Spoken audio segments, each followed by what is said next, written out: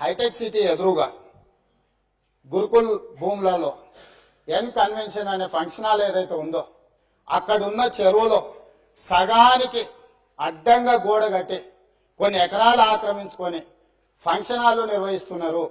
పదే పదే ప్రభుత్వం దృష్టికి వచ్చింది, టీవీ ఛానళ్లలో పేపర్లలో చూపించారు.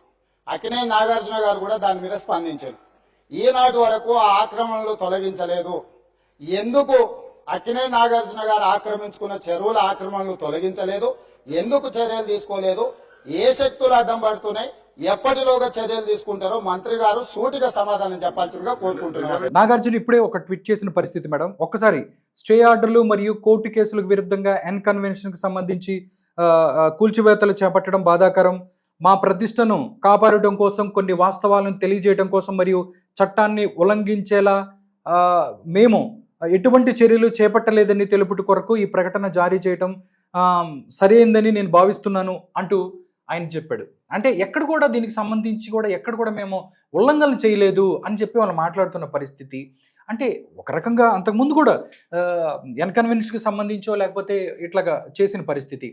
అంటే ఏమన్నా రాంగ్ స్టెప్ అని గవర్నమెంట్ నాగార్జున మీద ఏముంటదండి? మాకు ఒక మాట చెప్పండి, నాగార్జున మీద ఏముంటది, లేకపోతే సినిమా యాక్టర్ల మీద ఏముంటది, మాకేముంటది? అక్కడ అక్రమ కట్టడం అందరివి కూలగొడుతున్నారు కదా, దాంట్లో విషయం ఏముంది? ఇప్పుడు సీఎం గారు చెప్పారు, ఎవరైనా పర్లేదు, మన కాంగ్రెస్ నాయకులదైనా సరే ఫామ్ హౌస్లు ఏమున్నా కూడా. ఇప్పుడు నిన్న పొంగులేటి గారు మాట్లాడిండ్రు, తుమ్మల నాగేశ్వరరావు గారు మాట్లాడిండ్రు, ఇంకా చాలా మంది కూడా మాట్లాడారు. అసలు వాస్తవానికి చూస్తే మొత్తం బీఆర్ఎస్ నాయకులే ఉన్నాయి కట్టడాలు. మీరు చూస్తలేరా? ఇవాళ పేపర్లో చూడండి, హోటల్కి వాళ్ళే ఉన్నాయి, వాళ్ళకి సంబంధించినవి ఉన్నాయి. మీరు బట్టగాల్చి కాంగ్రెస్ మీద వేస్తున్నారు తప్ప. అవునండి, ఎన్ కన్వెన్షన్ కూల్చేస్తే రేవంత్ రెడ్డి గారికి ఏమన్నా వస్తుందా? ఆయన ఇంట్లోకి ఏమన్నా ఇవాళ కడుపు నింపుకోవడానికి కూలగొడుతున్నాడా? చట్టం పని తను చేసుకుంటూ పోతుంది. ఇవాళ వాళ్ళు డైరెక్షన్ తీసుకున్నారు. గవర్నమెంట్ అనేది మేము ఎప్పుడు కూడా అధికారంలో ఉన్నా లేకున్నా ఒకటేలాగా ఉంటాం. చాలా సందర్భాలలో చెప్పినాము, దాన్ని ఇష్యూ చేయాల్సిన అవసరం లేదు.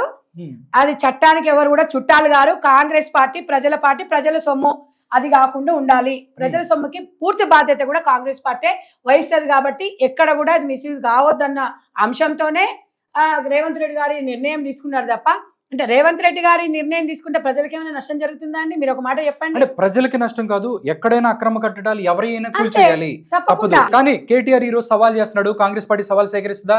V6 వివేక్ అవ్వచ్చు, పొంగులేటి శ్రీనివాస్ రెడ్డి అవ్వచ్చు, సుఖేందర్ రెడ్డి, వాళ్ళ కట్టడాలను కూల్చి ప్రజల కట్టడాల దగ్గర. అవునండి.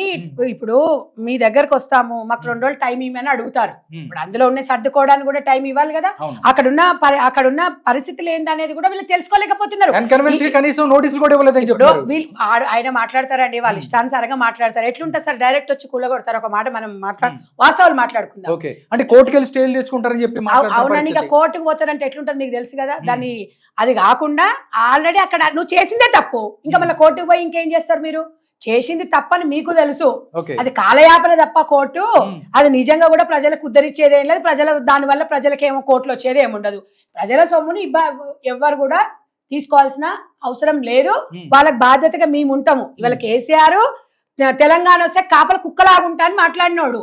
మేము అట్లా కాదు. ఇవాళ తెలంగాణ జాయిజాత్ అనేది ప్రజలది. ప్రజల సొమ్ము ఏది ఉన్నా కూడా జవాబుదారిగా మేము ఉంటాము కాంగ్రెస్ పార్టీ నాయకులమని ఇలా ఎన్ కన్వెన్షన్ కానీ ఇంకెవరిదన్నా కానివ్వండి, మీరు ఏది ఉన్నా కూడా కూలగొట్టుకోమని మా కాంగ్రెస్ నాయకులు చెప్తూనే ఉన్నారు. ఏమన్నా కాంగ్రెస్ నాయకులది ఏమన్నా కూలగొట్టకుండా వచ్చినావా? అన్ని బయటకు వస్తాయి. ఒక రాజు కాదు కదా, దానికి ఒక నియమ నిబంధనలు ఉంటాయి, కొన్ని ఉంటాయి. కాబట్టి ఈ పిచ్చి మాటలు మాట్లాడి ఏదో నలుగురిని వేసుకొని వచ్చేసి అనుచరులు వేసుకొని వచ్చి టీవీ ఆర్టిస్ట్ పేడేడలను పెట్టుకొని సోషల్ మీడియాలలో పిచ్చి పోస్టులు పెట్టుకొని, అవును మరి పేడ ఆర్టిస్టులను పెట్టుకొని పిచ్చి సోషల్ మీడియాని పెట్టుకుంటున్నాడు, పెట్టుకొని ఇష్టానుసారంగా పెడుతున్నాడు. అట్లనే అనుకున్నాడేమోగా తంతారు ప్రజలు ఇట్లా పిచ్చి మాటలు మాట్లాడితే.